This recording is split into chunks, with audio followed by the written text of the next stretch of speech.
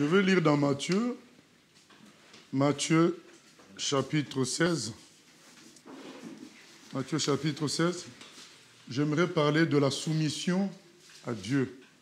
Matthieu chapitre 16. Matthieu chapitre 16.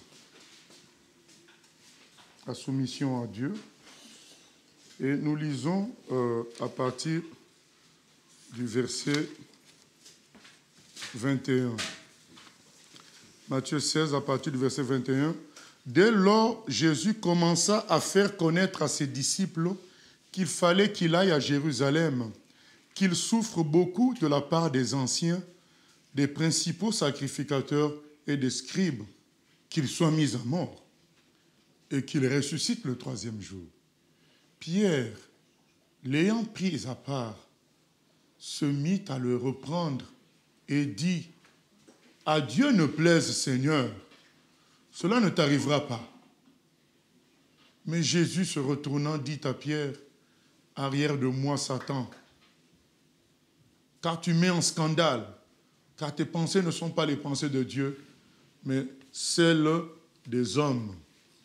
Voilà que Jésus explique qu'il doit être maltraité, rejeté, des principaux sacrificateurs.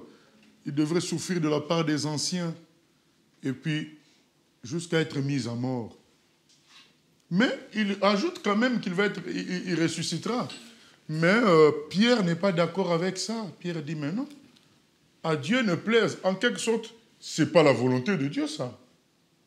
Il faut comprendre que Pierre ne s'oppose pas pour s'opposer, parce qu'il est, je ne sais pas, costaud. Non. Il se dit, mais non, ça, ce n'est pas la volonté de Dieu, Seigneur, ça ne t'arrivera pas. Après tout, Pierre est conscient que Jésus est serviteur de Dieu. Donc, il ne peut pas s'opposer par lui-même. L'opposition de Pierre n'est pas personnelle. C'est une compréhension de la voix de Dieu, de la volonté de Dieu, en sa manière à lui. Et c'est pourquoi il dit, ah, mais non, ça n'arrivera pas. Jésus dit, ça, c'est Satan. Allez, arrière de moi. Et il dit, ce ne sont pas les pensées de Dieu, ce sont les pensées de l'homme qui sont soutenues par le diable pour me fatiguer, moi, Jésus. Et je voudrais nous dire ceci, nous avons encore un avenir long avec le Seigneur, mais l'avenir peut être brillant, neutre, ça veut dire tu gardes plus ou moins ton salut, mais tu ne manifestes pas le fruit que Dieu a prévu vraiment pour toi. Ou alors même, ça peut aller à l'apostasie, donc à l'abandon de la foi. Ça peut arriver. Et comprenons que la plupart des serviteurs de Dieu sont passés par ce que je vais enseigner là, l'épreuve de la soumission à Dieu, où Dieu va t'amener dans des voies que toi tu estimes être des voies qui ne sont pas à lui. Tu penseras même aider Dieu parce que tu estimes que ce qui t'arrive, ce n'est pas de Dieu. Ce qui t'arrive, c'est du diable. Ce qui t'arrive, c'est, entre guillemets, le hasard. Mais c'est en contradiction avec le contrat que tu as signé avec Dieu, qui te conduira dans toute la vérité. C'est en contradiction avec la conscience que Dieu est tout-puissant. Si je suis son serviteur, il s'occupe de tout, il me conduit, il prépare tout. Donc quand on commence à regarder à la pensée humaine, on finit par négliger les qualités de Dieu et on entre dans l'insoumission. Et c'est ce qui explique, bien aimé, que 40%, parce que je ne pense pas que 80% de ce que moi je pense être les faux serviteurs, parce que j'estime que, ça c'est mon estimation personnelle, aujourd'hui, sur 100% des serviteurs, il y a 80% qui ne sont pas vrais. Mais ils ne sont pas tous vrais parce que c'est des satanistes infiltrés. Je pense que 40% ont été des jeunes bons serviteurs, mais à un moment donné, ils n'ont pas réussi le test, l'épreuve de la soumission à Dieu. À un moment, comme Pierre là, Jésus dit, je dois mourir à la croix. C'est une honte pour les Pierre, vous savez. Les Pierres ont laissé leur famille. Hein. Ils ont laissé leur famille pour suivre Jésus. Et Jésus qui vient leur dire, mais je dois mourir à la croix. Mais c'est-à-dire qu'ils s'imaginent, mais qu'est-ce que les gens de ma famille ils vont dire quoi? Ils vont dire, voilà, vous, le type que vous avez suivi, vous avez été bête. Donc, ils s'imaginent toutes les conséquences. Pierre estimait que c'est Jésus le roi. Mais ce n'était pas faux. Mais il pensait que Jésus allait mettre son royaume maintenant. Là, quand eux, ils sont vivants, là, il met son royaume. Et ils sont des généraux, des ministres, tout ça. Mais Jésus dit qu'il va mourir. Même s'il dit qu'il... Vous savez, du coup, même le fait qu'il a dit qu'il va ressusciter, ça ne devient pas audible. Quelqu'un qui vous dit, je ressusciterai, je vaincrai la mort. Normalement, ça doit vous donner la joie. Mais non, tellement le fait, les choses qu'il a dites avant, ça déplaît. C'est contradictoire avec ce qu'on peut attendre du Messie. Le roi Messie qu'on attend, le roi qui va faire plus que David. Comment il va être encore maltraité? Comment on va le faire souffrir? Comment il va même finir à la croix? Donc, ce n'était pas normal pour lui, de sorte que même quand il dit qu'il va ressusciter, on n'entend même plus là. Déjà, ce qu'il a dit, là, ça a déjà cassé l'ambiance, cassé l'atmosphère. Pierre dit non, ce n'est pas possible. Vous savez, c'est le plus difficile par rapport aux serviteurs de Dieu. C'est ça. Ce n'est pas Satan le plus difficile. C'est se soumettre à Dieu. Parce que Dieu dit dans Ésaïe 55 que ses voix ne sont pas nos voix. Du coup, chacun de nous, un jour, aura ces problèmes-là à confondre son intelligence, son raisonnement, sa logique et le vrai objectif du Seigneur. Et pour Pierre, il se dit, mais si Jésus est le roi, vous vous souvenez, hein, là on a lu Matthieu 16, combien? 21 à 23. Dans Matthieu 16, 13 à 18, Jésus demande à Pierre et aux amis de Pierre, qui pense-t-il qu'il est? Les gens disent, tu es le prophète, tu es Élie, tu es ceci. Et Pierre est le seul qui va dire, tu es le Messie, le Fils de Dieu. Jésus dit, ben, ça c'est Dieu qui t'a révélé. Tu ne pouvais pas savoir ça de toi-même. Bon, maintenant quelqu'un qui dit, tu es le Messie, tu es le Fils de Dieu, toi tu lui dis que tu vas mourir à la croix. Lui dit, mais non, il y a un problème, il y a incompréhension. Mais non, il n'y a pas incompréhension. C'était la volonté de Dieu. Mais en ce moment-là, Pierre devait dire, ah, comme c'est toi Seigneur qui dis ça, je me soumets. Mais non, il a dit non, ça ne marche pas ça. C'était l'épreuve de soumission de Pierre. Il a résisté. Et c'est pourquoi Jésus va lui dire dans la suite, ah mais Pierre, quand il va encore résister à un moment donné, Jésus lui dit, tu vas me renier. Parce que je vais te prouver que tu n'es pas fort. Tu vas voir toi-même. Tu vas me renier. Que Pierre renie Jésus, c'était bien. Parce que s'il ne l'avait pas fait là, il allait le renier plus fort plus tard et même rétrograder dans la foi, même apostasier. C'était le bon moment où Jésus pouvait les récupérer pour lui dire, Pierre, il ne faut pas fonctionner par la chair. Bien-aimés, nous sommes des humains. Notre plus grand ennemi, c'est notre propre chair. Donc, à un moment donné, notre chair va croire qu'elle est plus forte que Dieu. Elle est plus intelligente que Dieu. C'est le plus grand ennemi. Donc, ne pas se soumettre à Dieu, c'est un grand problème. Donc, tous ces serviteurs-là que vous voyez, qui ont dévié, c'est qu'à un moment donné, Dieu a paru pour eux comme quelqu'un qui ne réussit pas. Quelqu'un qui n'entend pas, quelqu'un qui ne fait pas les choses, qui n'est pas cohérent. Du coup, ils ont pris un autre chemin. On a le témoignage d'un pasteur sud-africain, très conscient qu'il prêche correctement, très conscient qu'il prêche la vérité. Mais le fait était là, la salle était toujours vide. Et qu'est-ce qu'il a fait? Il a voulu savoir, mais pourquoi chez les autres c'est plein? Ah, c'est comme ça que de fil en aiguille, on va lui donner quoi? Une poudre qu'il va utiliser pour se baigner. Des pasteurs vont lui donner une poudre. Baigne-toi avec cette poudre-là à minuit le samedi et tu verras ce qui va se passer dimanche. Bien-aimé, à minuit, il a mis la poudre dans la baignoire, il s'est baigné, il s'est lavé avec. Et le lendemain matin, quand il s'est dirigé vers la salle de culte, il y a l'embouteillage qui le bloque. Un dimanche, l'embouteillage, qu'est-ce qui se passe? Il se renseigne, mais qu'est-ce qui se passe? Oh non, mais ce sont des gens qui vont à telle église. Quelle église? C'est son église à lui, qui dirige. Mais dis-moi, qu'est-ce que... C'était le plein à craquer. Et c'est ainsi qu'il a commencé la vie de fétiche. Mais en prêchant Dieu. Parce que Dieu n'a pas rempli la salle normalement. Puisqu'il n'a pas rempli, je vais demander aux autres pasteurs. Et c'est comme ça que finalement, à un moment donné, comme Satan est un malin, un mauvais, ça se calme encore. Il faut aller chercher beaucoup plus puissant. Il faut aller au Nigeria. Et là-bas, il va rencontrer des esprits. À un moment donné, le succès encore se calme. Il faut aller chercher beaucoup plus puissant. Il faut aller au Mozambique. Là-bas, il a carrément dormi nu au cimetière de minuit au matin. Donc, vous voyez comment beaucoup... heureusement pour lui, il a fini par se repentir. Et c'est lui qui fait le témoignage.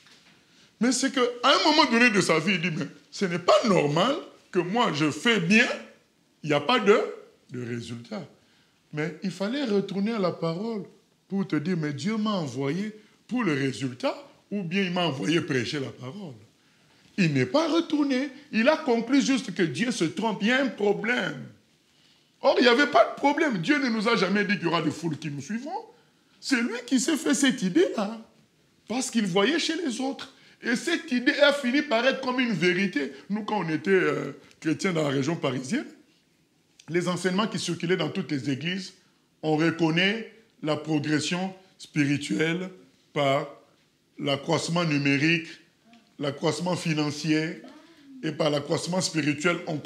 On ne savait pas c'était quoi l'accroissement spirituel, mais au moins, l'accroissement numérique, financier. Donc du coup, c'était devenu comme des vérités alors que ça ne venait pas de la Bible. Tu vas dans cette église, tu entends ça. Tu vas dans une autre, tu entends la même chose. Tu finis par croire que c'est ça la vérité. Ta chair finit par croire que au fait, c'est ton bon sens. Tu te dis, mais puisque Dieu est tout-puissant, il doit avoir plus de succès que le diable. Au fait, c'est ça la logique, tu te dis. Mais puisqu'il est tout-puissant, puisqu'il est bon, puisque ce que je prêche est correct, normalement, les gens devraient être nombreux à être d'accord avec moi. Mais non, tu n'es pas revenu à la parole. C'est son raisonnements. Dans la parole, il est écrit au contraire que vous serez haïs de tous. Donc si tu pouvais lire la parole, si tu pouvais revenir à la parole, tu changerais d'avis. Mais parce que ta chair a pris le dessus. Au moment où Dieu n'envoie pas les gens dans la salle, tu dois te soumettre à lui. Tu es son envoyé. Il est ton patron. Tu fais ce qu'il te demande de faire. Non. Tu commences à vouloir aider Dieu en prenant des fétiches. Et c'est contradictoire puisque le Dieu que tu prêches, c'est lui qui te donne la victoire sur le diable. Maintenant, toi, tu vas demander l'aide du diable pour servir Dieu. Contradiction. C'est ainsi que beaucoup sont sortis de la volonté de Dieu. Ils ont mis des pratiques qui ne sont pas bibliques dans l'église. Payer les concerts, payer les CD, payer... Tout ça parce qu'ils ont voulu aider Dieu. Si tu vas leur demander, tu vas dire, mais oui, mais ça permet d'investir, ça permet de faire des choses pour Dieu. Mais Dieu ne t'a pas demandé ça. Dieu t'a demandé de prêcher. S'il faut investir, lui-même va envoyer. Contente-toi de ce que Dieu t'a demandé. L'insoumission, bien-aimé, c'est ce qui a sorti beaucoup de gens de la voie du Seigneur. Beaucoup, 40% des gens qui sont sortis aujourd'hui, et chrétiens et pasteurs, ils sortent par l'insoumission à Dieu. Parce qu'à un moment dans leur vie, ils disent, ben non, ça ce n'est pas Dieu. Alors que c'est Dieu. Et s'ils pouvaient juste retourner à la parole, ils comprendraient que, mais même Jésus-Christ a été abandonné de tous. Jésus-Christ à la croix, les gens se sont moqués de lui.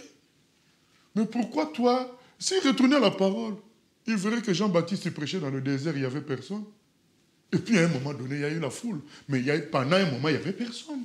Donc s'ils retournaient à la parole de Dieu, ils resteraient soumis à Dieu. Mais ils obéissent à leur instinct, à leur raisonnement. Lisons Jean chapitre 21.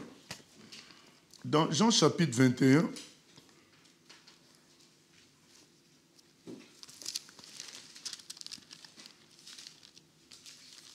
Jean chapitre 21, le Seigneur dit ceci. C'est pourquoi on va lire un texte qui dit l'obéissance vaut mieux que le sacrifice. Il faut obéir à Dieu. La question, bien aimée, qu'on doit se poser, quelle est la voie de l'obéissance dans toute affaire?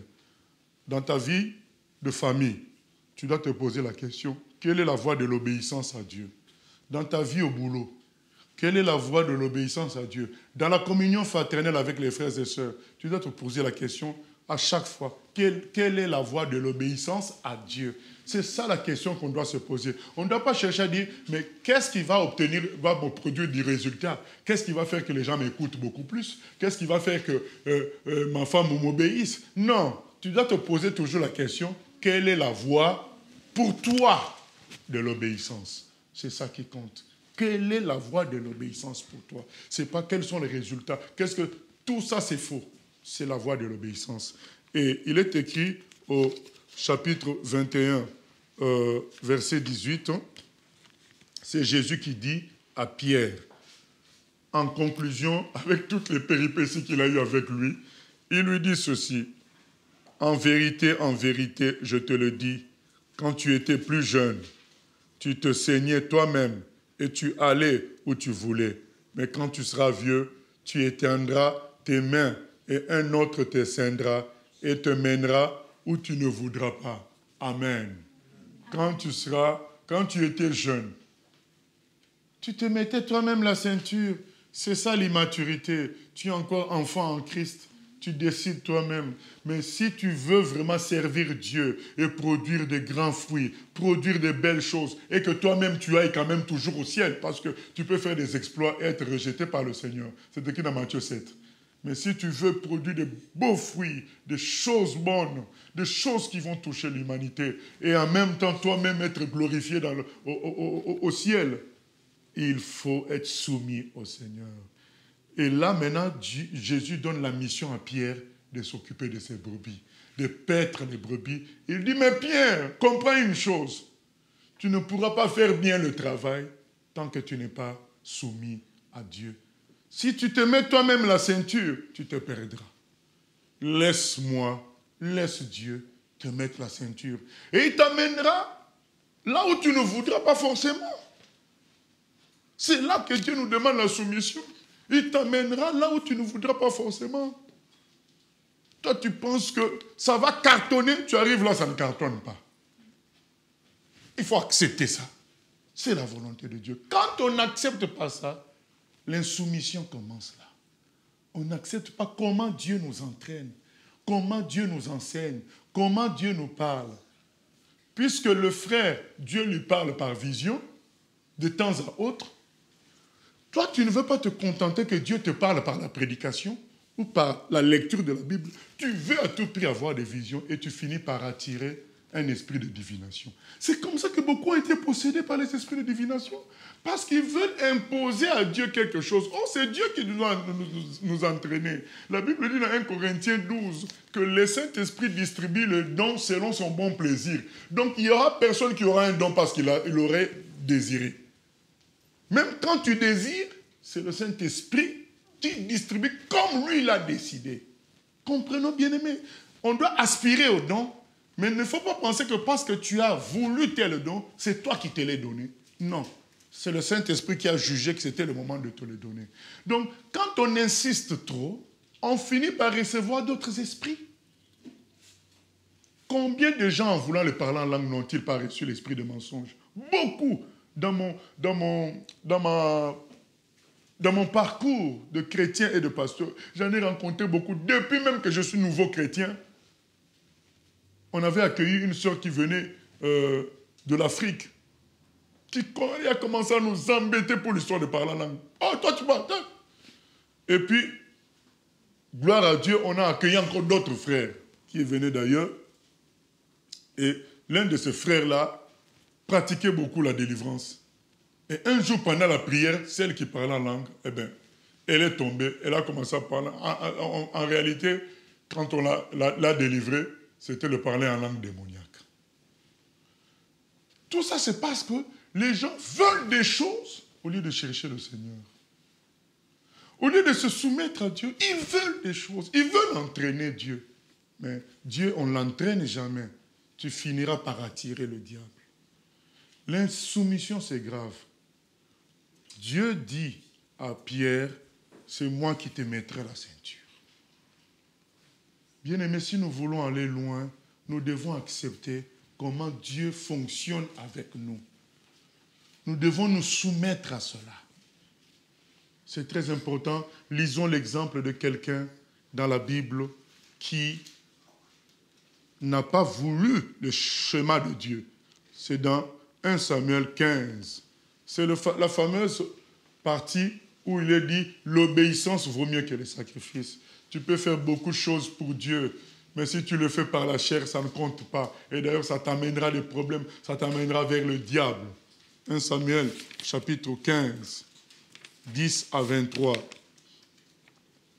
Le contexte est le suivant. On a dit à Saül, Dieu te donne la victoire sur Amalek, mais Dieu t'ordonne de tout détruire, de tout tuer. Tu ne gardes rien. Mais Saül lui-même, vous allez entendre ses explications, pourquoi il n'a pas fait ça. Verset 10. L'Éternel adressa la parole à Samuel et lui dit, « Je me repens d'avoir établi Saül pour roi, car il se détourne de moi et il n'observe point mes paroles. » Samuel fut irrité et il cria à l'Éternel toute la nuit. Il se leva de bon matin pour aller au-devant de Saül. Et on vint lui dire, « Saül est allé à Carmel, et voici, il s'est érigé un monument. » Puis il s'en est retourné, et passant plus loin, il est descendu à Gilgal. Samuel se rendit auprès de Saül. Et Saül lui dit, « Sois béni de l'Éternel. J'ai observé la parole de l'Éternel. » Samuel dit, « Qu'est-ce que donc que ce bêlement de brebis qui parvient à mes oreilles, et ce mugissement de bœufs que j'entends ?» Saül répondit, « Ils les ont amenés de chez les Amalécites, parce que le peuple a épargné les meilleures brebis et les meilleurs bœufs, afin de les sacrifier à l'Éternel ton Dieu. Et le reste, nous l'avons dévoué par interdit. » Samuel dit à Saül, « Arrête, et je te déclarerai ce que l'Éternel m'a dit cette nuit. » Et Saül lui dit, « Parle. » Samuel dit, « Lorsque tu étais petit à tes yeux, n'es-tu pas devenu le chef des tribus d'Israël? Et l'Éternel ne t'a-t-il pas oint pour que tu sois roi d'Israël sur Israël? L'Éternel t'avait fait partir en disant, « Va et dévoue par interdit ces pécheurs. » Dévouer par interdit, c'est éliminer, quoi. C'est tout détruire. Les Amalécites, tu leur feras la guerre jusqu'à ce que tu les aies exterminés. Pourquoi n'as-tu pas écouté la voix de l'Éternel? Pourquoi t'es-tu jeté sur le butin? Et as-tu fait ce qui est mal aux yeux de l'Éternel? Saül répondit à Samuel, « J'ai bien écouté la voix de l'Éternel, et j'ai suivi le chemin par lequel m'envoyait l'Éternel. J'ai amené Agag, roi d'Amalek, et j'ai dévoué par interdit les Amalécites. Mais le peuple a pu sur le butin des brebis et des bœufs, comme prémisse de ce qui devait être dévoué afin de le sacrifier à l'Éternel, ton Dieu, à Gilgal. » Samuel dit, « L'Éternel trouve-t-il du plaisir dans les holocaustes et les sacrifices, comme dans l'obéissance à la voix de l'Éternel? Voici, l'obéissance vaut mieux que les sacrifices, et l'observation de sa parole vaut mieux que la graisse des béliers. Car la désobéissance est aussi coupable que la divination, et la résistance ne l'est pas moins que l'idolâtrie et les téraphimes. Puisque tu as rejeté la parole de l'Éternel, il te rejette aussi comme roi. » C'est ainsi que Dieu a rejeté beaucoup de chrétiens et beaucoup de serviteurs, parce que c'est des gens qui ne se soumettent pas, mais qui trouvent toujours des excuses. Et là, ce roi, on lui a dit de tout éliminer et les animaux de tout détruire. Lui, il a sélectionné les meilleurs bœufs et les meilleures brebis. Samuel dit, mais qu'est-ce que j'entends là? Il a dit, non, mais j'ai sélectionné les meilleurs pour toi, Dieu, pour ton Dieu, pour Dieu. Comme ça, on va sacrifier pour Dieu. C'est comme ça l'argument de ceux qui font payer les gens, les séminaires, les ceci, c'est pour l'œuvre de Dieu. Mais Dieu n'a pas demandé ça. Samuel dit à Saül, mais Dieu ne t'a pas demandé ça. Il fallait obéir à Dieu. Il t'a demandé de tout éliminer. C'est ainsi qu'il a été rejeté de la royauté. Et l'épisode précédent se trouve dans le chapitre 13. On lui a dit d'attendre 7 jours. Le 7e jour, Samuel va venir. il fait le sacrifice et lui peut aller à la guerre et gagner. Il a attendu 7 jours. Le 7e jour, Samuel ne venait pas toujours, mais on était encore au 7e jour. Et qu'est-ce qui se passe? Au 7e jour, les gens commencent à partir. Les guerriers commencent à rentrer chez eux. Lui, il a pris peur. Il s'est dit, mais si les guerriers partent, je vais me battre avec qui? Du coup, lui-même, il fait le sacrifice pour aller en guerre. Tant qu'il y avait encore quelques guerriers. Samuel arrive au moment où il fait le sacrifice. Il dit, mais Samuel, qu'est-ce que tu fais là? Il dit, mais je me suis fait violence, j'ai fait le sacrifice pour aller en guerre. Mais Samuel lui dit, je t'avais demandé de m'attendre. Maintenant que tu fais ça, tu es rejeté. 2 fois de suite, c'est pour nous montrer la patience de Dieu. Il lui a dit la première fois, tu es rejeté. Il lui a laissé le temps. Il recommence encore. Et là, c'était fini. Tu es rejeté. Bien-aimé, qu'est-ce que Saül se disait? Mais pourquoi Dieu peut demander à ce qu'on tue des bonnes brebis comme ça, des belles brebis, en bonne santé? Ça peut aider. Donc, dans sa tête, il s'est dit, c'est peut-être un commandement de Samuel. Mais sauf que c'est le même Samuel qui t'a fait roi. Quand lui, il est devenu roi, qui l'a rendu roi? C'est parce que Samuel a dit à tout le monde, Dieu choisit Saül comme roi. C'est comme ça qu'il est devenu roi. Mais le même Samuel te dit maintenant, tu m'attends jusqu'au 7e jour, je ferai le sacrifice, tu iras en guerre. Il a vu que le guerrier s'en allait, il a dû se dire, bon, je vais essayer de m'adapter à la situation. Mais non, ce n'est pas l'ordre de Dieu. Et les gens s'adaptent, mélangent le monde. Ils mettent le rap, le rock chrétien, ils mettent tout ça, ils créent le rap chrétien, le rock chrétien, ils s'adaptent en disant, mais c'est pour toucher les jeunes. Mais qui a dit que pour toucher les jeunes, il fallait faire du rap ou du rock? Il faut avoir la puissance du Saint-Esprit pour toucher les jeunes. C'est ce que Jésus a dit dans Acte 1:8. Il a dit, vous recevrez la puissance, le Saint-Esprit survenant sur vous, vous serez mes témoins. C'est la puissance du Saint-Esprit qui touche les cœurs. Ce n'est pas l'adaptation de la musique à la musique du monde ou bien de... Non. L'insoumission. Chacun, bien aimé, nous devons veiller. Nous devons savoir que ça nous arrivera souvent, l'épreuve de soumission. Parce que Dieu, pour faire de grandes choses, il va nous faire passer par l'épreuve de soumission. Parce qu'il sait que dès que... Vous savez, vous voyez le président américain et le président russe, ils ont un téléphone qu'ils appellent un téléphone rouge. Et ils ont aussi un bouton. Donc ce téléphone rouge-là, quand ils utilisent ça, ça veut dire que la guerre nucléaire va commencer. Ah oui. Maintenant... Vous allez mettre n'importe qui président des États-Unis. Si vous mettez un fou, il va utiliser ça. Hein. Et donc, Dieu va nous donner de grandes responsabilités. Il va donner ça à n'importe qui. Non. Il va bien vérifier qu'on est soumis. C'est très important, bien-aimé, de comprendre que tout passe par la soumission. Tout passe par ça. Sinon, on restera un chrétien qui stagne. Tu ne montes pas, tu descends un peu toujours. Tu ne montes pas, mais comme tu continues les activités, tu crois que tu es toujours dans la volonté de Dieu. Tu n'es plus vraiment. Tu es maintenu juste chrétien comme ça.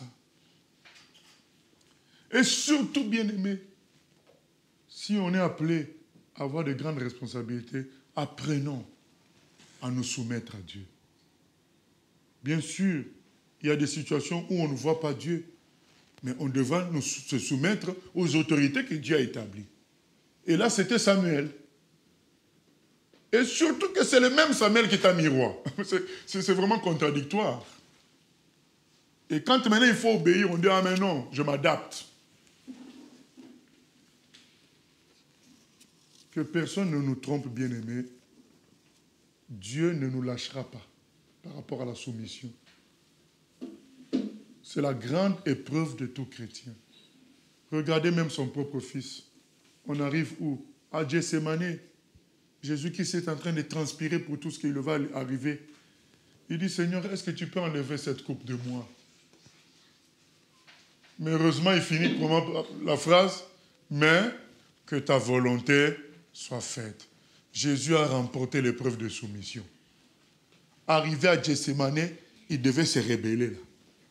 Parce que quand Satan l'a tenté dans le désert, il est écrit que Satan a fui jusqu'au moment favorable. Le moment favorable, c'était à Gethsémane, où il a mis la pression à Jésus pour que Jésus se rebelle vis-à-vis de son Père. Mais Jésus a dit non, que ta volonté, Papa, soit faite. Bien-aimés, ça nous arrivera à nous tous, où nous avons vraiment l'impression que Dieu ne nous aide pas Il ne fait pas ce qu'on demande. Il ne fait pas ce qu'on attend. Et surtout quand tu es prédicateur, quoi, tu prêches des choses aux gens, mais tu ne vois pas cela s'accomplir. Finalement, est-ce que c'est vrai tout ça? Et effectivement, ça sera l'épreuve où Dieu va vérifier. Est-ce que toi-même tu crois? Est-ce que tu te soumets? Il y a un aîné qui a dit, prêcher la parole de Dieu, il ne faut pas le faire de soi-même. Il faut que Dieu te saisisse. Parce que c'est très dur. C'est très dur. C'est rempli d'épreuves de soumission. Mais si Dieu t'a saisi, au moins là, il t'a saisi, il te porte pas. Il te bouge lui-même. Mais si tu l'as fait tout seul, c'est comme ça que beaucoup finissent par toucher à la magie. Ils finissent par sortir de la voie de Dieu. Il faut que Dieu te saisisse. De sorte que toi-même, tu te dis, oh, moi je n'ai jamais voulu celui qui m'a saisi. Eh bien, je fais seulement, c'est tout. C'est important, bien-aimé, de comprendre ces choses-là. Se soumettre à Dieu. Et non pas à notre logique. Tous ils sont passés par là. Abraham, on lui demande de quoi? De sacrifier son fils. Par le même Dieu qui lui a dit que c'était son héritier. Comment il peut me dire que c'est mon héritier? Il me demande maintenant de le tuer. Je vais conclure quoi? Ce n'est pas la voie de Dieu. Puisqu'il m'avait demandé déjà, il m'avait déjà dit que c'est mon héritier. Mais est-ce qu'Abraham a fait cette conclusion? Non, il s'est soumis. Il a dit, c'est la même voie qui m'a donné cet enfant. C'est la même voie qui me demande de le sacrifier. Je veux obéir à cette voie. L'obéissance vaut mieux que les sacrifices. C'est cela, bien-aimé. Isaac, il trouve un puits, alors que Isaac, Abraham, Isaac, c'était des gens qui étaient armés, hein, qu'ils avaient une équipe de gens qui les accompagnaient. Ils étaient armés. Il trouve un puits, on vient lui dire, on ne veut pas de toi ici, tu t'en vas, on te chasse. Il laisse, il ne se bat pas. Il va trouver un deuxième puits. Il dit, ces gens-là viennent encore. Non, pas ici, va-t'en. Il laisse, il ne se bat pas, parce qu'il discerne quoi? C'est la volonté de Dieu. C'est ça la soumission. Mais il pouvait se battre et revendiquer le puits. Il leur laisse le puits. Il compte sur Dieu parce que c'est Dieu qui le porte. Et finalement, il finit par trouver un puits. Et pendant qu'il trouve le puits, Dieu se manifeste auprès de ces gens-là pour leur dire, attention, c'est mon serviteur. Et tous ces gens-là sont venus, tous ceux qui ont embêté Isaac sont venus voir Isaac pour dire, pardonne-nous. On sait que le Dieu Tout-Puissant est avec toi. Mais pourtant, Isaac s'est humilié. Isaac a considéré que c'était la volonté. C'est ça l'épreuve de soumission. Jacob, il travaille 7 ans pour épouser la femme. 7 ans après, on lui donne une autre femme, Léa. Et on lui exige de faire encore 7 ans pour Rachel. Et il fait encore les 7 ans. Après, on l'exploite. Ah, son beau-père. Et il se soumet, considérant que c'est la volonté de Dieu. Tous les serviteurs passeront par ça. Surtout tous ceux avec qui Dieu veut faire des grandes choses, ils passeront par l'épreuve de soumission. Dieu voudrait nous apprendre que c'est lui le maître, ce n'est pas nous. C'est son œuvre, ce n'est pas nous. Jésus a dit à Pierre, tu es Pierre, je bâtirai mon œuvre sur ce roc. C'est Jésus qui bâtit. Il va nous apprendre que c'est son église. Tu es chrétien dans l'église, Jésus va te faire comprendre que c'est son église. Et si tu ne veux pas, tu quitteras l'église. Mais lui te fera comprendre que ça, c'est son église.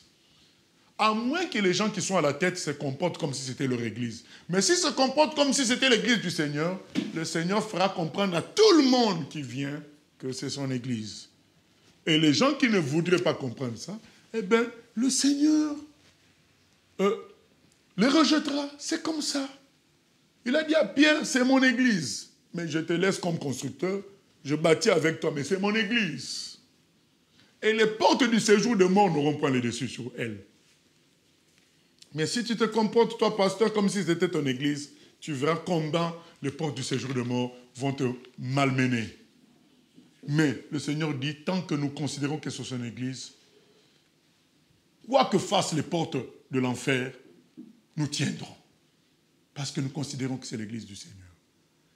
Et Jacob finit par retrouver tout ce qu'on l'a pris comme mouton, comme animaux. Il finit par récupérer tout ça parce qu'il s'est soumis à Dieu. Et c'est à partir de Jacob que Dieu crée la nation d'Israël. Le Dieu d'Abraham, d'Isaac et de Jacob. Bien aimé, vous croyez qu'on les cite comme ça pour rien? Parce qu'ils se sont soumis à Dieu. Ils n'ont pas pris la place de Dieu. C'est pas fini, Joseph. Joseph avait toutes les raisons de se rebeller contre Dieu. Mais Joseph n'a même pas porté plainte contre la femme de Potiphar qui l'accusait injustement.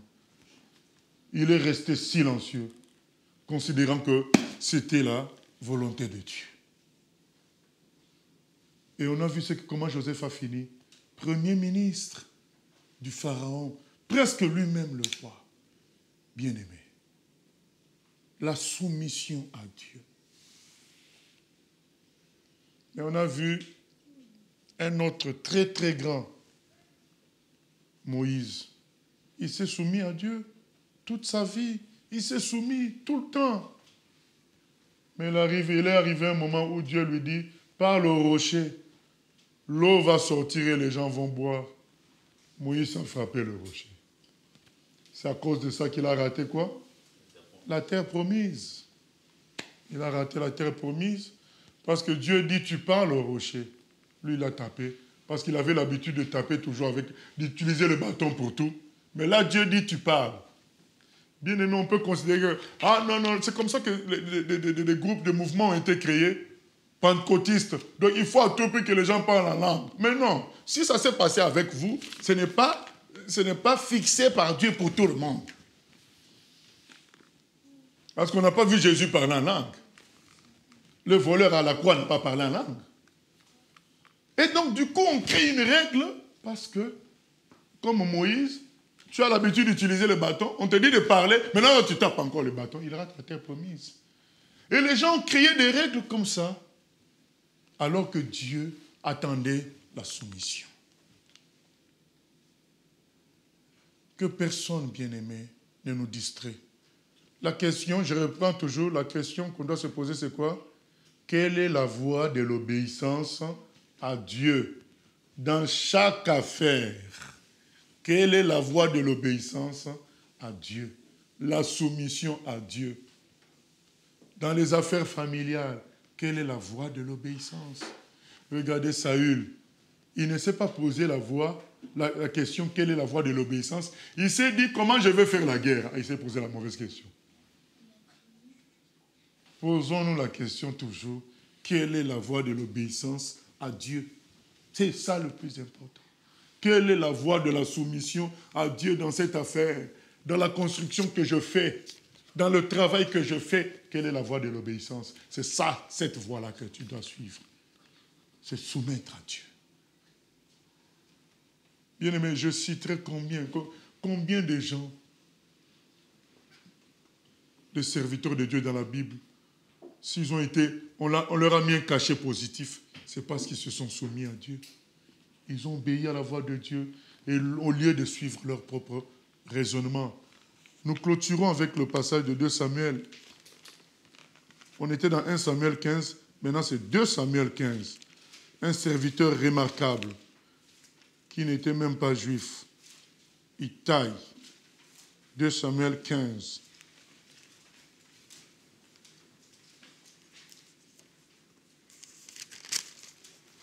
« 2 Samuel 15, c'est écrit à partir du verset 17. On peut commencer au verset 13, comme ça on voit le contexte. Quelqu'un vint informer David et lui dit, « Le cœur des hommes d'Israël s'est tourné vers Absalom. » Absalom, le fils de David. Et David dit à tous ses serviteurs qui étaient avec lui à Jérusalem, « Levez-vous, fuyons, car il n'y aura point de salut pour nous devant Absalom. Hâtez-vous de partir, sinon il ne tarderait pas à nous atteindre, et il nous précipiterait dans le malheur et frapperait la ville du tranchant de l'épée. » Donc David dit à tous ses amis, à tous ses serviteurs, « Fuyons, puisque mon fils a pris le pouvoir, il va nous tuer nous tous. » Verset 15. Les serviteurs du roi lui dirent, « Tes serviteurs feront tout ce que voudra mon seigneur le roi. » Le roi sortit et toute sa maison le suivait, et il laissa 10 concubines pour garder la maison. Le roi sortit et tout le peuple le suivait, et ils s'arrêtèrent à la dernière maison. Tous ses serviteurs, tous les Kérétiens et tous les Pélétiens passèrent à ses côtés, et tous les Gatiens, au nombre de 600 hommes, venus de Gath, à sa suite, passèrent devant le roi. David a eu un moment de sa vie où il était passé par les territoires des Philistins, et il s'est fait des amitiés. Et quand il est devenu roi, il y a des gens qui l'ont suivi dans sa royauté pour faire partie de sa protection de ces gens à lui. C'est les gens de Gath. Ce n'est pas des Juifs, mais c'est des Philistins, les Gatiens. Au nombre de 600 hommes venus de Gath, à sa suite, passèrent devant le roi. Entendez maintenant ce que David dit. Le roi dit à Itaï de Gath, donc le chef des gens de Gath, « Pourquoi viendrais-tu aussi avec nous? Retourne et reste avec le nouveau roi en quelque sorte, car tu es étranger et même tu as été emmené de ton pays. Tu es arrivé d'hier et aujourd'hui je te ferai errer avec nous ça et là, quand je ne sais même moi-même où je vais. Retourne et emmène tes frères avec toi. Que l'Éternel use envers toi de bonté et de fidélité. » Écoutez la réponse d'Itaï. Itaï répondit au roi et dit, « L'Éternel est vivant et mon Seigneur le roi est vivant. Au lieu où sera mon Seigneur le roi, soit pour mourir, soit pour vivre, là aussi sera ton serviteur. » David dit alors à Itaï, « Va, passe. » Et Itaï de Gath passa avec tous ces gens et tous les enfants qui étaient avec lui. Amen. David est poursuivi, bien-aimé. Il sait qu'on va chercher à les tuer. Et Itaï, qui est un étranger, avec ses 600 hommes, il suit David. David dit à Itaï, comme tu es étranger, le nouveau roi ne va pas te toucher. Il ne va pas te tuer. Tu peux collaborer avec lui. Je connais ta fidélité pour moi. Je sais que tu es resté fidèle jusqu'au bout. Mais je ne veux pas que tu me suives parce que moi, je fuis. Je vais aller à gauche, à droite. Je ne sais pas où je vais. Je ne veux pas t'entraîner dans une fuite qui déstabilise toute ta famille. Reste ici. Le nouveau roi, il ne te fera rien. Tu travailleras avec lui. Il n'y a pas de problème. J'ai vu ta fidélité. Il t'a dit pas question. Je reste avec toi. S'il faut mourir avec toi, je mourrai avec toi. S'il faut vivre, je vivrai. Bien-aimé, le vrai service avec le Seigneur, c'est ça. Il ne faut pas servir Dieu parce qu'on se dit, on va faire des exploits, on va gagner des batailles. Non, il faut servir Dieu par amour. Il faut servir Dieu parce qu'il est Dieu. Là où il est, Jésus a dit, là où je suis, c'est là que sera mon serviteur. C'est ça. Si Jésus t'amène là où il y a peu de monde, tu vas. Il t'amène là où il y a beaucoup de monde, tu vas. L'essentiel, c'est être là où Jésus t'amène. C'est ça qui compte. Si Jésus permet des maladies dans ta famille, tu vas avec Jésus toujours. Ne change pas. Beaucoup sont entrés dans les sectes en cherchant la solution pour des maladies. Jésus amène les difficultés financières, tu restes avec Jésus. Soit pour mourir, soit pour vivre, toujours avec Jésus-Christ. Amen. Jusqu'au bout, je veux te suivre dans les bons, les mauvais jours. À toi pour mourir et vivre, à toi Jésus pour toujours. Jusqu'au bout, je veux te suivre dans les bons, les mauvais jours. À toi pour mourir et vivre, à toi Jésus pour toujours. La voix du Seigneur. La voix du Seigneur m'appelle, prends ta croix et viens suis-moi. Je réponds, sauveur fidèle, Jésus, je suis à toi jusqu'au bout, jusqu'au bout. Je veux te suivre dans les bons, les mauvais jours. À toi pour mourir et vivre, à toi Jésus pour toujours. Il faut quitter ce qu'on aime, savoir être mal jugé, endurer l'injure même du monde être mépris. Mais le chemin du calvaire,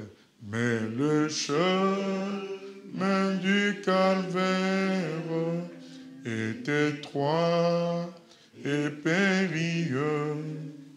C'est un chemin solitaire, difficile et ténébreux. Jusqu'au bout, je veux te suivre dans les bons, les mauvais jours. À toi pour mourir et vivre, à toi Jésus pour toujours. Oh Seigneur, aide-nous à te suivre jusqu'au bout, à nous poser à chaque problème dans la famille, à chaque problème dans l'église, à chaque situation au travail, à nous poser toujours la question, quelle est la voie de l'obéissance? Dans le ministère, dans le travail avec toi, à ne pas nous poser la question sur les résultats, sur le comment je vais faire, mais plutôt quelle est la voie de l'obéissance. À être soumis, à être avec toi lorsque tout va bien, à être avec toi aussi à la croix, Seigneur. À être avec toi dans la résurrection, mais à être avec toi aussi dans les souffrances. Seigneur, nous voulons être fidèles. Aide-nous vraiment à réaliser, Seigneur, que toi, tu ne te trompes pas. Et c'est la voie de la soumission à toi, même si notre raisonnement ne comprend pas parfois tes décisions, ta façon de faire, mais que nous puissions nous soumettre tout simplement. À toi la gloire, la louange, au siècle des siècles, au nom de Jésus. Amen. Gloire à Dieu.